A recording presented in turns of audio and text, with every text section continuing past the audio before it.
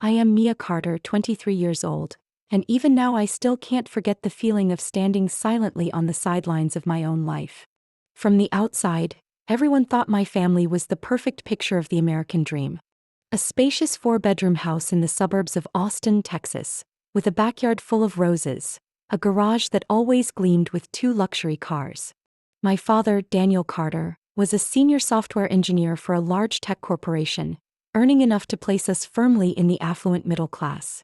My mother, Laura Carter, was a real estate broker who sold lakefront mansions to wealthy clients. She always appeared with a dazzling smile, expensive dresses, and her Mercedes to chauffeur clients around. Sounds flawless, doesn't it? But behind that picture was another truth. Inside our family there was always a clear hierarchy. And I was never at the top.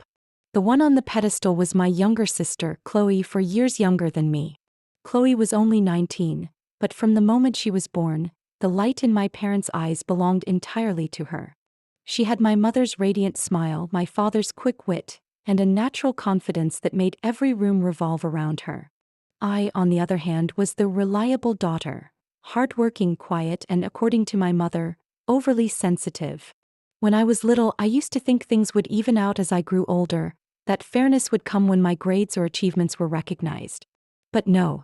The favoritism only became sharper, and every time I looked back, I realized I had never truly existed in their eyes. I still remember one afternoon when I was 8. My elementary school held a science fair, and I built a small project on solar energy with my own hands. I was so nervous I couldn't sleep the night before, hoping my parents would come cheer me on. But when I stood on stage receiving first prize, I scanned the hall and saw no one from my family. Later I learned they had stayed home to care for Chloe because she had a mild cold. That night I brought home my blue ribbon, eager to share, but my mother only glanced at it before turning to help Chloe build a pillow fort. "That's nice, honey," she said, eyes still on my sister. Her words were as light as air, and I sat quietly in the corner holding my medal, feeling erased from the family portrait. As the years passed, the gap became routine. Chloe's bedroom was redecorated again and again to match her new interests, from Disney princess themes to modern neon lights. Meanwhile, I was still stuck with the same childhood bed set with promises of "we'll redo it soon" that never came true. When I brought home a report card full of A's, my father only nodded, "That's what we expect from you." But when Chloe managed B's or even C's, they took her out for ice cream and pizza to celebrate. On my 16th birthday, the family just had a simple dinner at my favorite local spot. I received an old laptop for studying, and the promise they would help me buy a used car later. 2 years later, for Chloe's 16th, they rented an event hall, hired a DJ, invited all her friends, and gave her a brand new car with a giant red bow. When I expressed my frustration, my mother's cold response was, "Chloe needs confidence, and you've always been independent." Independent. That word became the label my parents used to excuse every neglect. From the outside, people saw a model family, successful parents, 2 pretty daughters, a comfortable life. But inside, I knew I was only a shadow. Chloe was the center of the universe. By the time I turned 23, the imbalance hadn't lessened. It had grown sharper. I worked relentlessly, from academics to part-time jobs, to prove my worth. Yet in my parents' eyes, everything I did was simply expected. Meanwhile, Chloe only needed a smile, a playful comment, and she had all the attention and privilege. And that's when I finally understood a painful truth. I had never truly been seen. My childhood years felt like a tape on endless repeat. Chloe in the spotlight, me always at the margins. In 5th grade, when the school held a speech contest, I practiced for weeks in front of the mirror and even asked the librarian to help me with pronunciation. On the big day, I won first prize and was chosen to give a speech at the awards ceremony. I longed to see my parents there, but their seats were empty. Later I learned they had taken Chloe for a spring photo shoot because she looked adorable in her floral dress. I forced a smile when classmates asked why my family wasn't there, but my heart clenched like it was in a vice. By high school, the contrast was undeniable. Chloe joined the cheer squad, and every performance my parents sat front row, waving bright posters. I joined the debate team, and at the few tournaments they bothered to attend, my father spent half the time on his phone and left before my round ended. "You did fine," he said afterward, "but I had to get Chloe to practice." I swallowed the lump in my throat and told myself at least someone knew I was trying. On my 16th birthday, they took me to a small restaurant. My gift was a study phone with limited storage and a $100 gift card. I smiled and thanked them, but deep down I knew this wasn't the kind of gift that marked a milestone. 4 years later, when Chloe turned 16, I had already braced myself for favoritism, but I was still shocked when I saw it. They rented a luxury hotel right in downtown Austin, invited 100 guests, and even hired a live band. Chloe descended the staircase in a blazing red gown, and the entire ballroom applauded as if it were the debut of a Hollywood star. And to top it off, my parents handed Chloe the keys to a brand new white Jeep, tied with a giant red bow in front of the entrance.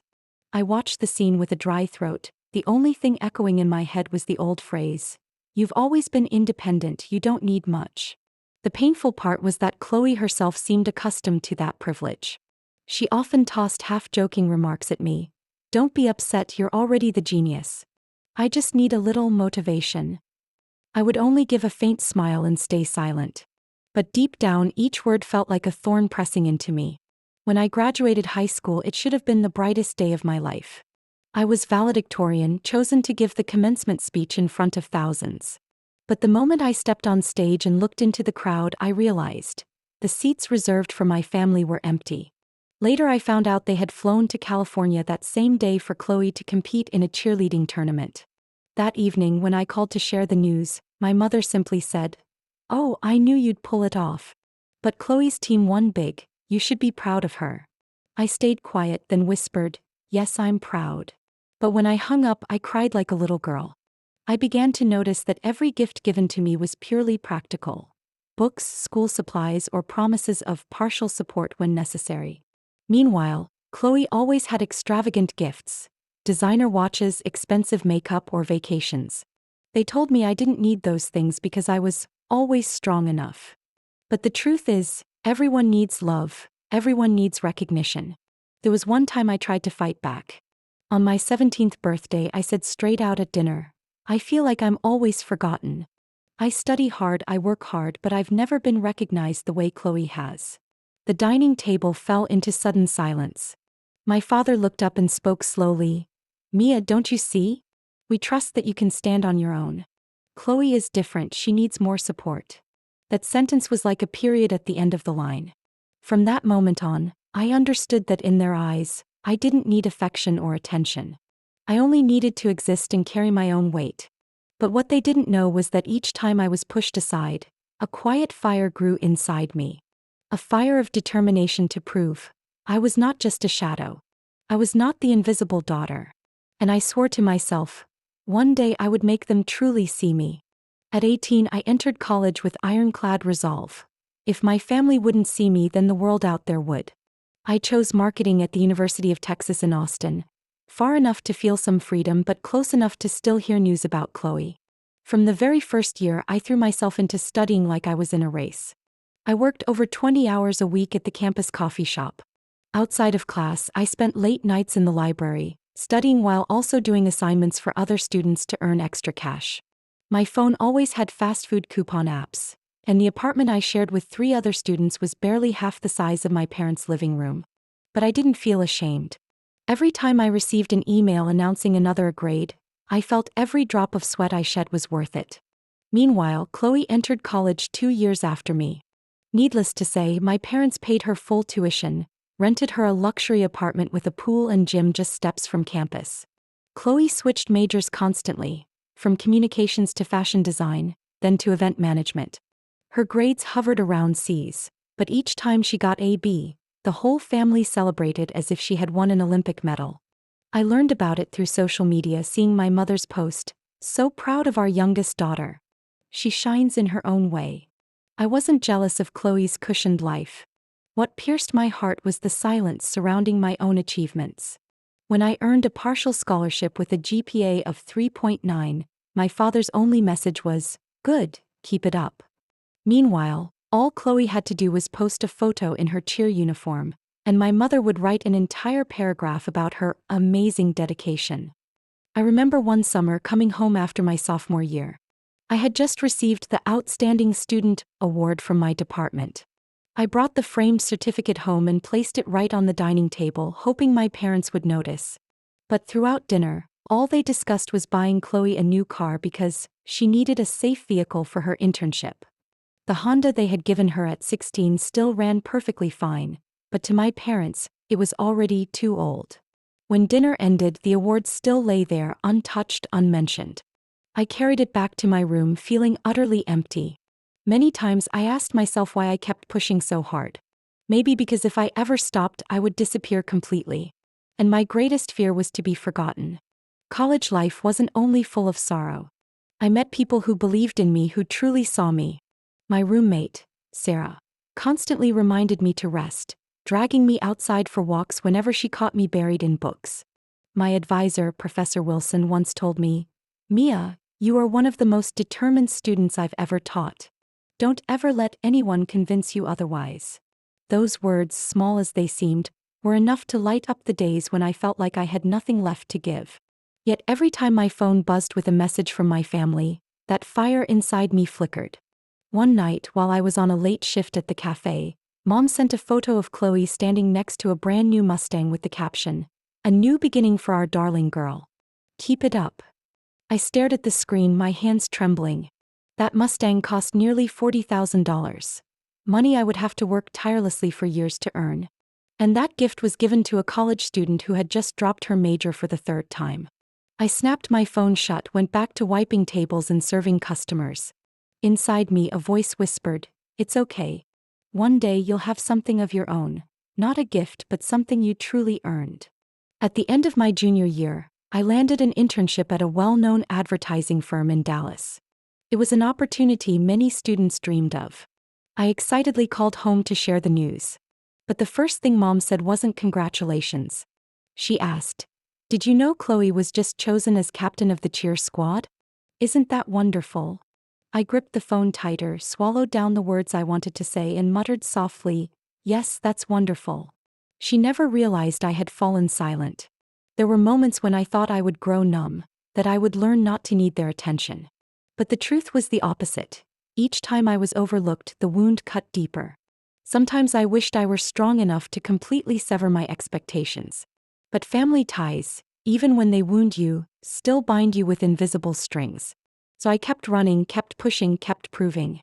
Hoping that one day when I looked back I would see that I was no longer the invisible daughter. I didn't know exactly when that chance would come. But I believed it was waiting somewhere. Maybe right after graduation, or in the moment I finally stood up and spoke the truth to my family. And when that day came, all the silence would shatter. Graduation day should have been a glorious milestone, but for me, it became the clearest exposure of my family's cruel truth. I had spent 4 years at the University of Texas studying and working myself to exhaustion.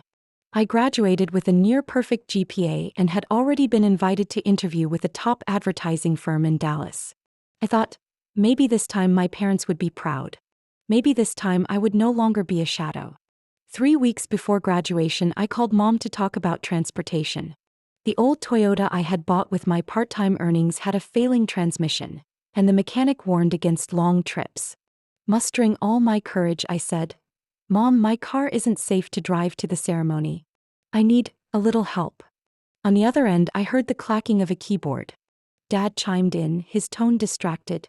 "Can't one of your friends give you a ride? My friends are all graduating too, they have to be there early. I need to be on campus by 9 a.m. for lineup." There was a heavy silence. Then Mom chuckled lightly as if this were nothing serious. "Mia, don't worry. There's a bus that goes straight to campus. The bus is perfectly reliable." I froze. The bus? On my own graduation day? I was about to protest, but Mom quickly changed the subject, excitedly mentioning a special surprise for Chloe. I heard the crinkle of gift wrap, then Chloe's delighted squeal. "Oh my gosh, really? A Tesla Model Y." I dropped the phone onto my dorm bed, my whole body numb. They had just refused to drive me to graduation. Yet they were preparing to buy Chloe a brand new electric car, a C student who had just switched majors for the 4th time. The next day I went home to pick up some clothes. As I walked into the living room, I caught my parents talking with a salesperson on the laptop. They were discussing pearl white paint, premium leather interiors, and autopilot features. I stood there like an intruder. When they saw me, Mom quickly closed the computer. But Chloe couldn't contain her excitement. She ran up and said, "See? Next week I'll drive the new Tesla to your graduation. Our whole family will show up in style." Her words pierced me like a knife. My day turned into her stage. That night I cried in my dorm room. My roommate, Sarah, held me and fumed on my behalf. "You're graduating with honors and all they care about is showing off her car. Mia, you need to stand up. Don't let them keep treating you like this." I wanted to believe Sarah, but my heart was heavy. For years I had never been chosen. I feared that if I spoke up, they would dismiss it as drama from the sensitive one.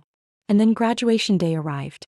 The morning in Austin was gray, clouds blanketing the sky.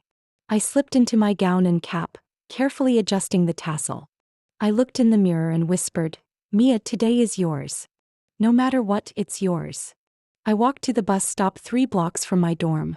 Rain began to drizzle. I huddled under a small shelter, trying to keep my gown dry. Cars carrying classmates zipped past, their parents waving cameras, smiling proudly. I smiled back but quickly turned away to hide the tears that threatened to fall. Next to me, an elderly woman with silver hair and a cane glanced over and asked softly, "Graduating today too, dear?" "Yes. I have to take the bus to the ceremony." She nodded, her eyes gentle. Back in my day I did the same.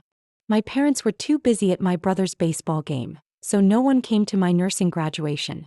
I had to ride 2 buses by myself. "You know, your worth doesn't depend on whether others see it or not." I froze. Her words warmed my frozen heart in the rain. When the bus arrived, the driver saw my graduation gown and smiled. "Congratulations, today your ride's on me." I stepped aboard, choking out my thanks. In that moment, strangers gave me the recognition my own family never had. On the way, my phone buzzed nonstop. A message from Mom. "Don't forget to wait at the main entrance at 11:30 for photos with Chloe's Tesla." No congratulations. No, we're proud. Tesla. I turned off my phone and shoved it into my bag. Outside, the rain poured down, blurring everything, but inside me things were becoming clearer. I knew today would be a turning point. Either I would keep living in the shadows, or for the first time I would step into my own light. The bus rattled toward the University of Texas campus. I sat by the window watching raindrops slide down the glass, my heart tangled. In my ears, the old woman's words echoed, "Your worth doesn't depend on whether others see it or not." That sentence pierced straight into a heart already scarred with wounds. When the bus stopped at the campus gate, I stood, adjusted my gown dampened by rain. The driver turned, offering a warm smile. "Congratulations, young lady. Today is your day." I nodded, my thanks caught in my throat. My heart felt a little lighter, as though the kindness of strangers was stitching back together the faith my family had torn apart. The campus buzzed with energy, filled with the black of gowns and caps. Parents, siblings, relatives clustered for photos, hands full of balloons, flowers, brightly wrapped gifts. I walked slowly, quietly. In that crowd I was almost invisible. And then a familiar voice called out, "Mia. Over here." I turned. A few steps away stood my grandmother Evelyn, her silver hair neatly tied, her old gray coat draped around her shoulders, but her eyes shone brightly. She waved, and beside her were my friends from the library where I had worked part-time. Sarah was there too, holding high a hand-painted banner. "Congratulations, Mia, we see you." I froze. Tears spilled instantly. I had never imagined anyone would publicly stand up for me in front of a crowd. I ran to them, hugging my grandmother tightly. She whispered in my ear, "You are never invisible to me. Today the whole world will see you." Ceremonial music began. Students lined up and marched into the hall. I followed, my heart still trembling. In the audience, I glimpsed my parents and Chloe finally arriving, more than half an hour late. As expected, they entered noisily, Chloe in a tight white dress striking poses, my parents chatting excitedly with nearby guests about the new Tesla.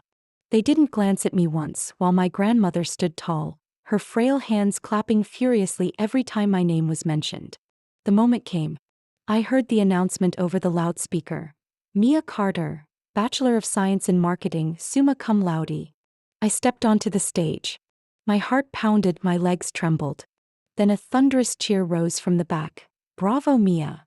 I looked up to see Evelyn standing, clapping fiercely. Sarah, my library friends, even Professor Wilson stood with her.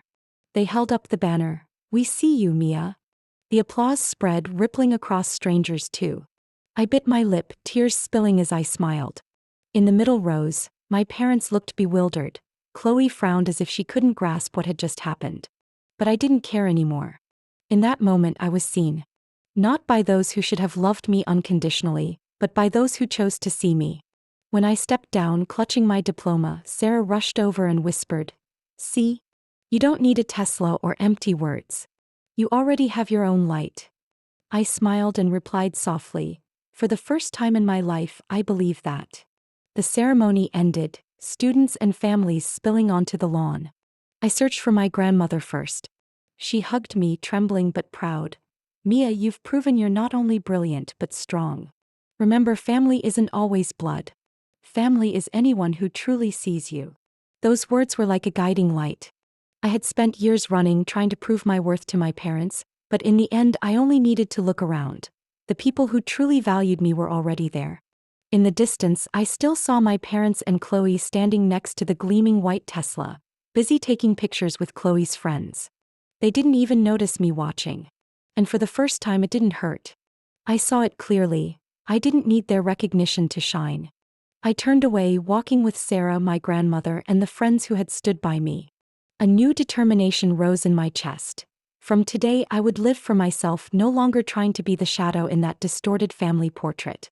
After the ceremony, the campus lawn buzzed with laughter, flowers, and balloons everywhere. I had just managed to take a few photos with Sarah, my library friends, and Grandma Evelyn when I heard my mother's voice calling from behind me. "Mia, come here. Hurry, we need some beautiful photos with the new Tesla." I turned around. My dad, Mom, and Chloe were standing proudly beside the shiny white car parked in the VIP area. Chloe posed like a professional model, her eyes full of smugness. My father pulled out his camera, gesturing, "Come on, let's get a few shots for the memories. This is a golden chance. Your friends will see how radiant our family looks." I stood still, clutching my diploma tight. A surge of anger, repressed for 23 years, rose inside me. My voice rang out clear and firm. "No. I will not take pictures in front of that car. Not today." The air froze. Chloe frowned.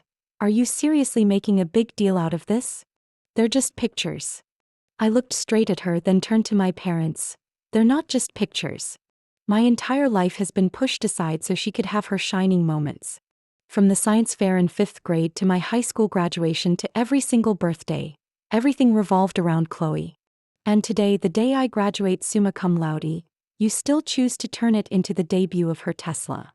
My mother blinked, her usual composure slipping. "Mia, don't exaggerate. We've always loved both of you." I laughed bitterly. "Love? If you loved me, why were you never there when I needed you? When I earned a scholarship, Dad only said, 'Good, keep it up.' When I won awards, Mom was too busy taking Chloe's photos. And Chloe only had to get a C to earn a party. I had to support myself, working 20 hours a week while keeping my grades up. Meanwhile, she got a luxury apartment, a new car, and monthly allowances. And today, instead of driving me to my graduation, you told me to take the bus. The bus on my graduation day." My voice rang out through the crowd, making people nearby pause. My father's face flushed red. "Don't make a scene in front of everyone." I stared straight at him. "I've been silent long enough. Today I won't be silent anymore." At that moment, Grandma Evelyn stepped forward, her eyes sharp. "Daniel, Laura, do you think I haven't noticed? All these years, you've spoiled Chloe while leaving Mia to carry everything alone. This is no different from what your father did to Carol, your sister, Laura."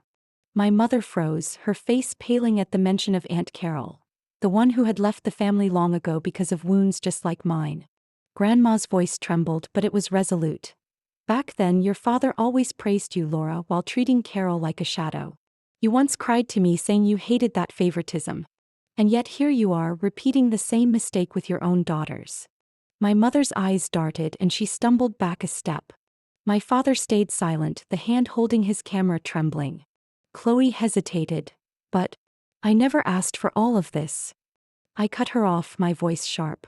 "Maybe you didn't demand it, but you took it all. And all I was left with was the responsibility to stand on my own."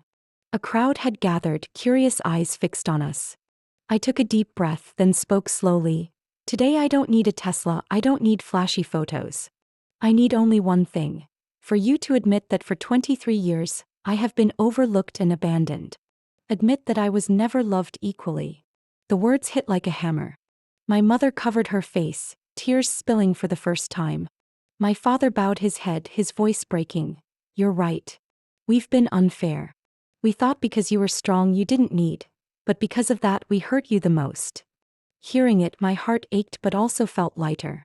For the first time they admitted it. Grandma Evelyn squeezed my hand, whispering, "At last the truth has been spoken." I looked at my parents, my eyes still wet but my voice firm. I don't know what the future will bring. But starting today I will no longer let myself be invisible. The air fell silent, broken only by the wind across the campus lawn and the clicks of cameras from afar. I turned and walked away from that chaos, a new feeling burning inside me, the power of truth. That evening after graduation I sat alone in my small room, the warm lamp light falling on the diploma laid neatly on my desk. For years I had imagined this moment. My parents beside me, their hands on my shoulders, pride glowing in their eyes. But reality was different. All I had was a belated admission and a wound stretched across 23 years. I looked straight into the mirror and for the first time said to myself, "Enough, Mia. From now on, you will never let anyone diminish you again." It wasn't just a vow. It was the boundary I carved into my life. Only a week later I received a call from Dallas. The HR manager's voice was cheerful. "Congratulations, Mia. We'd like to offer you the position of Junior Marketing Associate. Start date, the beginning of next month." I hung up, my heart racing. The opportunity one had dreamed of was finally here. And it hadn't come from family support. It had come from my own persistence. I decided I would move to Dallas to start a new life. When I shared the news at dinner, the room froze. My father set down his fork and sighed. "Dallas. 3 hours drive. Are you sure you want to move that far away?" I looked him in the eye. "It's not about leaving. It's about beginning again. I need a place where I'm not living in Chloe's shadow, where everything I achieve is truly mine." My mother pressed her lips together, clearly shaken, but this time she didn't argue. Instead, she spoke slowly. "If that's what you choose, I'll respect it. I'm sorry. Maybe I've been blind for too long." My chest trembled. It was the first time my mother had ever said sorry to me. Chloe sat quietly, her usual confidence replaced by unease. She drew a deep breath and said softly, "I heard everything that day at school. I know I got more than you. And I don't want the Tesla anymore. It means nothing now." I stared, thinking I had misheard. Chloe continued, "I told Mom and Dad to return it. If they really want to make it right, they should put that money toward a scholarship fund. At least it'll help someone who truly deserves it." My parents were stunned. So was I. The sister who had been pampered her whole life suddenly said something I never imagined. I sighed. "Chloe, I don't hate you. I hate the way Mom and Dad made you the center while I was left on the outside. If you really want change, I'm willing to give us a new chance." She nodded, her eyes glinting with a fragile hope. In the days that followed, the family atmosphere slowly shifted. Dad began calling me, asking about my moving preparations, even offering to pay for a moving truck. Mom sent me a list of safe neighborhoods in Dallas, saying she wanted to make sure I found a decent place. Small things maybe, but to me they were the first signals of change. One evening as I was folding clothes, Dad came to sit on my bed, his voice hoarse. "Mia, I'm sorry I wasn't there for you all these years. I thought because you were capable you didn't need me. I was wrong. And if you'll allow it, I want to start again." I saw genuine remorse in his eyes. I nodded. "You can start today. But you have to understand, there will be boundaries. I won't let myself be diminished ever again." He nodded firmly as if swallowing every word I said. The day I carried my suitcase out of Austin, Grandma Evelyn came with me.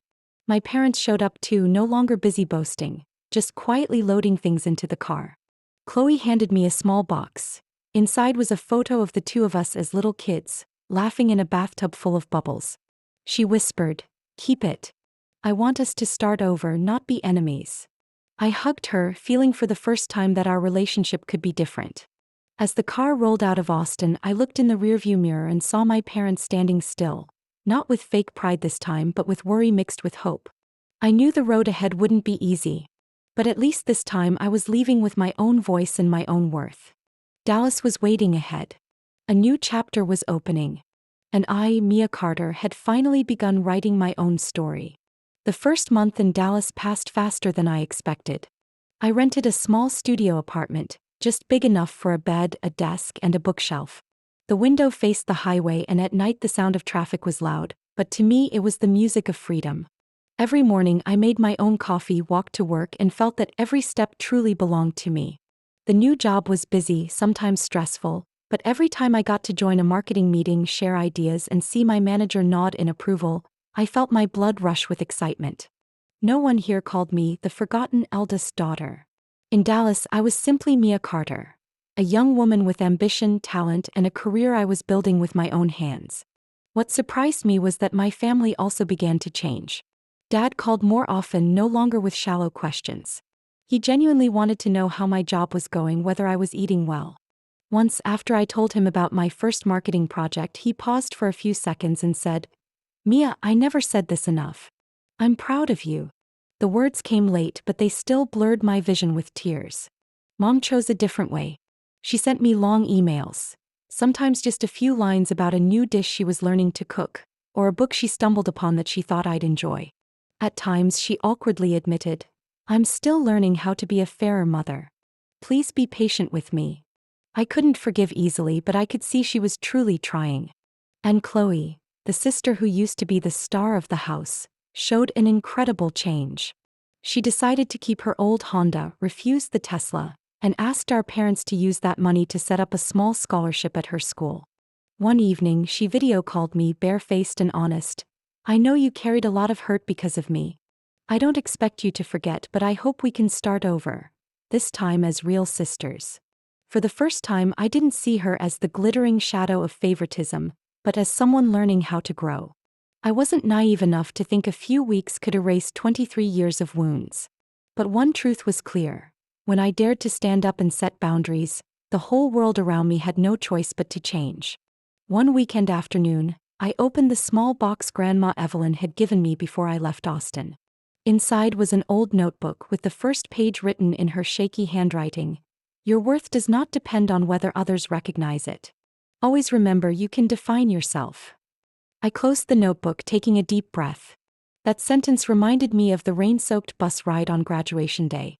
That day, while my family obsessed over Chloe's Tesla, I sat on public transportation in my cap and gown, cold, wet, but holding my head high. And in that loneliness, I learned the most important lesson. If I don't see my own worth, no one else will. Now, in my little apartment in Dallas, I live a simple but independent life. I no longer wait for recognition from cold stares. I've learned to seek support from those who truly see me. Sarah, my library friends, Grandma Evelyn, and even new colleagues who trust me. My family still has a long road ahead to change. But at least they've begun. And more importantly, I've begun the journey of seeing myself with my own eyes, not through the lens of comparison or favoritism. Standing by the window of my apartment, watching the ribbons of headlights stretch along the Dallas highway, I thought, maybe my journey began with a tearful bus ride. But that bus was what carried me to where I needed to be, the place where I learned to stand up for myself. And maybe sometimes a bus ride isn't a symbol of humiliation, but the beginning of a new life. Mia's story is not just the tragedy of a girl forgotten in her own family, but the journey of discovering her true worth. From the rain-soaked bus ride on graduation day to her decision to leave Austin and start fresh in Dallas, Mia proved that strength lies in daring to speak up and set boundaries. In real life, each of us may face favoritism, neglect, or being overlooked. But self-worth doesn't come from anyone else. It comes from standing tall and walking your own path. What do you think about Mia's story and how she found her worth again? Share your thoughts in the comments below. And don't forget to follow the channel for more heartfelt and meaningful family stories in the next episodes.